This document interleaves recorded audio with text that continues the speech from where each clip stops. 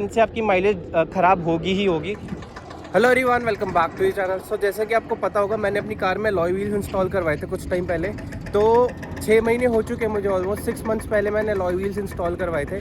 तो बेसिकली आज मैं अपना एक्सपीरियंस शेयर करने आया हूँ यहाँ पर कि मेरा क्या एक्सपीरियंस है अलॉय के साथ और क्या आपको लगवाने चाहिए अलॉय व्हील्स या नहीं अगर आप प्लान कर रहे हैं तो।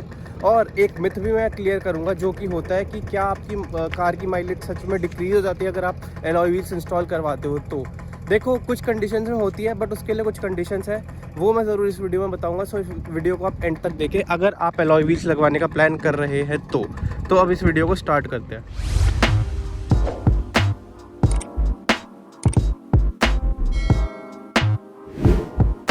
बिफोर वी स्टार्ट, सबसे पहले मैं आपको एक चीज़ बता देता हूँ। जो अलॉयज होते हैं they are made up of 2 और more than 2 metals. Most of the cases में ये एल्यूमिनियम के बने होते हैं, इसीलिए ये लाइटर इन वेट होते हैं अगर हम स्टील रिम से कंपेयर करें तो। एंड जो माइलेज वाला पॉइंट मैंने बोला था उसको एंड में डिस्कस करेंगे, so please watch this video till and. और अगर मैं बात करूँ जो ये पहला एडवांटेज है इसका, तो कहीं ना कहीं देखो लुक्स काफ़ी ज़्यादा इन्हांस हो गई अलॉयज़ लगने के बाद। ये जो है स्पोर्ट्स वेरिएंट है i20 का, इसमें अलॉयज़ नहीं आते हैं, तो मैंने इसमें अपग्रेड करवाया। एंड कोई अगर इस वीडियो को पहली बार देख रहा है तो लाइट्स देख के ये जज मत करना कि ये टॉप मॉडल है, इसमें लाइट्स भी जो है अपग्रेड हुई है, टॉप मॉडल वाली लगवाई गई हैं। अगर आप इस कार को पहली बार देख रहे हो चैनल पर, तो इस पर पूरी सीरीज़ बनाई है मैंने, अभी तक जितनी मॉडिफिकेशन करवाए सबकी वीडियोज़ है वो आप चैनल पर जाके देख सकते हैं। मार्च से मैंने स्टार्ट करी, सबसे पहले अपग्रेड अलॉयज़ ही थे। तो पहली जो एडवांटेज है ये वो यही है कि लुक्स काफ़ी ज़्यादा इन्हांस हो जाती है। इसकी पहले की पिक्चर भी मैं लगा दूंगा, आपको अपनी स्क्रीन पर दिख रही होंगी, तो आप कंपेयर कर सकते हैं एंड कि स्टील रिम्स पे कैसी लगती थी एंड अब अलॉय व्हील्स पे कैसी लगती है।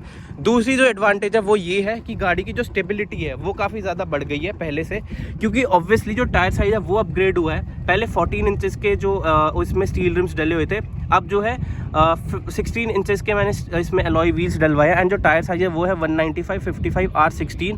ऑब्वियसली टायर साइज़ इंक्रीज़ हुआ है तो स्टेबिलिटी भी बढ़ेगी, तो ये मेरे को काफ़ी ज़्यादा अच्छा लगा। एंड जो टॉप मॉडल है यानी कि एस्ट्रो ऑप्शनल में जो प्रोफाइल आती है वो सेम प्रोफाइल है ये। तीसरी चीज़ जो है, तीसरा जो एडवांटेज है वो है इसकी ब्रेकिंग काफ़ी ज़्यादा इंप्रूव हो गई है अलॉय व्हील्स लगने के बाद, because the alloy wheels are designed in such a way जो आपकी हीट जनरेट होती है ब्रेक से वो इसको एटमॉस्फेयर में डिसिपेट कर देता है, रिजल्टिंग इन कि आपको जो आपकी ब्रेकिंग है वो काफ़ी ज़्यादा इंप्रूव लगेगी। एंड ये मुझे भी फील हुई है जब से मैंने अलॉय व्हील्स इंस्टॉल करवाए हैं। तो अब ये तो हो गए इसके एडवांटेजेस की बात, अब डिसएडवांटेज की भी बात कर लेते हैं, इसके जो डिसएडवांटेजेस हैं। सो जो अलॉयज़ का डिसएडवांटेज है वो अभी तक मुझे तो यही लगा कि ये एक्सपेंसिव है अगर हम नॉर्मल स्टील रिम से कंपेयर करें तो। इसकी मेंटेनेंस थोड़ी हाई होती है स्टील रिम से। जैसा कि मैं एक एग्जांपल देके आपको समझाता हूँ। मान लो आपकी कार का छोटा सा एक्सीडेंट हो गया, जिसमें आपका कोई भी एक्सीडेंट हुआ जिसमें आपको अलॉय जो है वो डैमेज होगा, सिंगल अलॉय। तो अब आपको क्या होगा कि जैसे मान लो ये आफ्टर मार्केट अलॉय है, तो कंपनी तो आपको प्रोवाइड कर देगी। अगर मान लो कंपनी का अलॉय होता है, कुछ भी होता है, तो आपको इंश्योरेंस क्लेम वगैरह में आप करके उसको ले सकते हो। लेकिन अगर मान लो आपका ये वाला अलॉय आउट ऑफ वारंटी हो गया, कुछ भी हो गया और ये डैमेज हो जाता है, मतलब मे बी ये वारंटी में भी कवर ना होता हो ये जो डैमेज वगैरह होते हैं, लेकिन अगर मान लो ये डैमेज होगा, ये क्रैक हो गया, कुछ भी हो गया, तो आपको रिपेयर करवाना पड़ेगा, जिसकी रिपेयरिंग कॉस्ट काफ़ी ज़्यादा हाई होती है। और कुछ केसेस में अगर मान लो रिपेयरेबल नहीं होता तो आपको वहाँ पर रिप्लेस ही कराना पड़ेगा। एंड उसकी भी एक चीज़ है, कुछ केसेस में ऐसा भी होता है कि एक सिंगल अलॉय अवेलेबल नहीं होता, आपको पूरा पेयर खरीदना पड़ता है, वो काफ़ी ज़्यादा कॉस्ट कर जाता है। अब मैं अपने अलॉय व्हील्स की बात करूँ तो मुझे सिर्फ अलॉयज़ 54,000 कुछ के पड़े थे। एंड देखो ये प्लेस टू प्लेस वैरी करता है। अब मैंने यहाँ पर मोती नगर में पता करा तो सेम अलॉय व्हील 60,000 के थे, लेकिन मैंने गुड़गांव से लगवाए, वहाँ पर मेरे को 54 के पड़े। और अगर टायर्स की बात करूँ तो योकोहामा अर्थ1 है, ये 7200 का पड़ा था। तो मतलब अगर देखो टायर प्लस अलॉयज़ की कॉस्ट करूँ चारों, तो मुझे ये पड़े थे 82,000 से लेके 83,000 के बीच में कहीं पर। एग्जैक्ट कॉस्ट मेरे को याद नहीं आ रही, बट इतने कुछ के पड़े थे।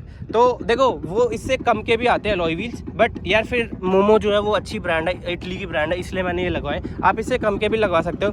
और मार्केट में चाइनीज़ अलॉयज़ भी अवेलेबल है, वो तो काफ़ी ज़्यादा जल्दी इम्पैक्ट ले लेते हैं अपने ऊपर। मान लो हल्के से भी आपने थोड़ी सी रैश ड्राइविंग की, आपकी गाड़ी किसी भी हमसे हो गई, तो उस पर तो तभी बेंड आ जाता है। मैंने कुछ अपने दोस्तों की कार में देखा भी है, अपने फ्रेंड्स की कार में, तो उनके लिए तो मैं देखो अवॉइड ही करना, उनको तो मत लेना। लो तो किसी अच्छे ब्रांड के लो, आप मोमो ले सकते हो, BVS ले सकते हो, अगर बजट नहीं है तो नियो व्हील्स ये सब भी ले सकते हो, ये भी अच्छा ब्रांड है। तो इन ब्रांड्स के लिए जाओ। बट हाँ देखो, इनकी मेंटेनेंस जो है वो कहीं ना कहीं स्टील रिम से ज़्यादा है। अगर स्टील रिम पे डैमेज आता है तो आपको एक सिंगल स्टील रिम भी अवेलेबल हो जाता है एंड वो इतना महंगा भी नहीं आता, वो लग जाता है। दूसरी डिसएडवांटेज ये है, वो देखो वो थोड़ा वैसा ही है कि ये थीव्स को जो ना, जो चोर होते हैं उनको ज़्यादा अट्रैक्ट करती है। आपने काफ़ी ज़्यादा केसेस में देखा होगा कि जो चोर है वो एलॉय व्हील्स चोरी करके ले जाते हैं। अगर मेरे फ्रेंड्स के साथ खुद हुआ है, गाड़ी बाहर खड़ी है, घर के बाहर से ही निकाल के ले गए एलॉय व्हील्स एंड सुबह जब आए तो गाड़ी जैक पे खड़ी हुई थी। तो ये चीज़ होती है। बट अगर आपकी गाड़ी सेफ़ पार्किंग में खड़ी है या कहीं पर भी खड़ी है अच्छी जगह, मतलब सिक्योरिटी अच्छी होनी चाहिए, तो ऐसा कुछ नहीं होता। तो ये कुछ डिसएडवांटेज भी थे इसके। इसका एक डिसएडवांटेज मैं आपको और दिखा देता हूँ। आप देख सकते हैं जहाँ पर मैं आया हूँ वहाँ पर बहुत अभी कंस्ट्रक्शन चल रही है, तो यहाँ पर डस्ट जो है वो काफ़ी ज़्यादा है। तो आप देख सकते हैं जो एलॉय व्हील्स है उस पर भी डस्ट जमा हो गई है। आप बिल्कुल इतनी ज़्यादा विजिबल है एंड ये कोई आपको लग रहा होगा कि ये मड है या कुछ है, नहीं है, ऐसा नहीं है, धूल है सिर्फ। आप देखो तो इस पर कितनी ज़्यादा विजिबल है ये और कितना ज़्यादा बेकार लगता है दिखने में कि अगर जो है डस्ट जमा हो जाती है तो। एंड इस पर बिल्कुल साफ दिखता है, जो इसका डिज़ाइन है उसके हिसाब से अगर हम देखें तो। लेकिन अगर नॉर्मल स्टील रिम होते हैं तो उसमें पीछे डस्ट जो है जमा होती रहती है, कुछ पता नहीं लगता क्योंकि आगे व्हील कैप लगा होता है एंड उसमें इतनी ज़्यादा विजिबिलिटी नहीं होती है। जैसे मान लो आपको पूरा दिख रहा है पीछे का ब्रेक, ड्रम ब्रेक आप देख सकते हैं, कुछ भी देख सकते हैं। स्टील रिम में आपको कहीं ना कहीं ये नहीं दिखता। स्टील रिम होता है उसके ऊपर व्हील कैप लग जाता है तो वो भी देखने में अच्छा लगता है। तो ये भी आप इसके एक डिसएडवांटेज में काउंट कर सकते हो। अब बात करते हैं मेन पॉइंट के बारे में, जो कि है माइलेज। क्या इसकी माइलेज डिक्रीज होती है या नहीं? तो देखो पर्सनली मुझे तो कोई भी फ़र्क नहीं लगा माइलेज डिक्रीज हुई। देखो या तो मेरी उतनी रहती है जितनी पहले आती है, और कई बार मुझे ऐसा फील होता है कि मेरी जो माइलेज है वो इंक्रीज़ हुई है, जस्ट बिकॉज जो मेरा टायर साइज़ है और जो मेरा ये जो एलॉय है वो सेम उसी साइज़ का है जो कंपनी प्रोवाइड करती है टॉप मॉडल में। तो मेरे को ये ज़्यादा इसका जो है माइलेज मेरे को कहीं ना कहीं उतनी लगी, और कुछ केसेस में बढ़ भी जाती है अगर मैं सही से ड्राइव कर रहा हूँ तो। और ये स्टील रिम से हल्के होते हैं तो ये भी एक रीज़न हो सकता है कि इसकी माइलेज मुझे कभी कभी बढ़ी हुई फील होती है, एंड जो कि होती भी है। और दूसरा चीज़, जो कुछ लोग बोलते हैं कि माइलेज कम हो जाती है एलॉय व्हील्स लगवाने से, वो उस केस में होती है। अब मान लो अगर आप इस कार में 20 इंचज़ के एलॉय व्हील्स लगा लोगे तो एक तो इतनी ज़्यादा रोड नॉइज़ बढ़ जाएगी उसमें, एंड जो सबसे बड़ा इम्पैक्ट वो डालेगी वो माइलेज पे ही डालेगी। तो ये पूरा मिथ होता है कि माइलेज वाला, जो कि लोग बोलते हैं कि एलॉय से माइलेज कम हो जाती है, माइलेज कम हो जाती है। अगर आप एलॉय व्हील्स लगवाओगे लेकिन जितना ये गाड़ी बेयर कर सकते हैं उतना ही लगवाओगे तो आपकी माइलेज को कुछ भी फ़र्क नहीं पड़ेगा। लेकिन अगर आप जाते हो 20 इंचज़ एलॉयज़ के लिए, 19 इंचज़ एलॉय के लिए, तो देखो तो आपकी माइलेज पे इम्पैक्ट आएगा ही आएगा, उसको कोई नहीं रोक सकता। तो आई सजेस्ट यू गाइस, आपकी अगर मान लो लोअर मॉडल कार है जैसे कि स्पोर्ट्स मॉडल है, इसमें स्टील रिम्स आते हैं, अगर आपको एलॉयज़ अपग्रेड कराना है तो मैक्सिमम 16 तक चले जाओ, क्योंकि टॉप मॉडल में भी यही प्रोफाइल आती है, या एक ऊपर कर लो 17 अगर आपको फिर भी लुक्स चाहिए तो। लेकिन ये 20 इंचज़ 21 इंचज़ इनके लिए मत जाओ, इनसे आपकी माइलेज ख़राब होगी ही होगी।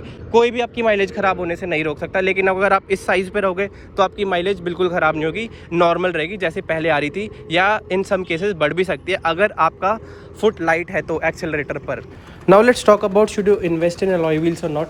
तो देखो अकॉर्डिंग टू मी आपको बिल्कुल इन्वेस्ट करना चाहिए। मैं तो बिल्कुल सेटिस्फाइड हूँ जो मैंने एलॉयज़ लगवाए हैं उनसे, बिकॉज देखो जो मैंने टायर साइज़ चूज़ करा है वो मैंने टॉप मॉडल वाला करा है। आपके पास भी अगर लोअर वेरिएंट है आपकी कार का, सपोज आपके पास सेल्टॉस है, उसका लोअर वेरिएंट है और आपको उसमें एलॉय व्हील्स अपग्रेड कराने हैं, तो जो सेल्टॉस के टॉप मॉडल में एलॉय व्हील्स आते हैं आप उस टायर साइज़ के लिए जा सकते हैं, उससे 1 इंच ऊपर कर सकते हैं, बट प्लीज़ उससे ऊपर मत जाना। मतलब ये मत करना 20-21 इंच के आप एलॉयज़ लगवा रहे हो, क्योंकि उसमें देखो आपकी माइलेज भी अफेक्ट होगी और आपकी जो ड्राइव क्वालिटी है गाड़ी की वो भी ख़राब हो जाएगी। तो ये कुछ थी आज की वीडियो, कैसी लगी कमेंट सेक्शन में ज़रूर बताना, एंड इसको लाइक ज़रूर कर देना। इन्फॉर्मेटिव लगी हो तो कमेंट सेक्शन में बताना। Don't forget to subscribe. अब मैं मिलता हूँ आपसे नेक्स्ट वीडियो में। Till then bye bye and stay safe.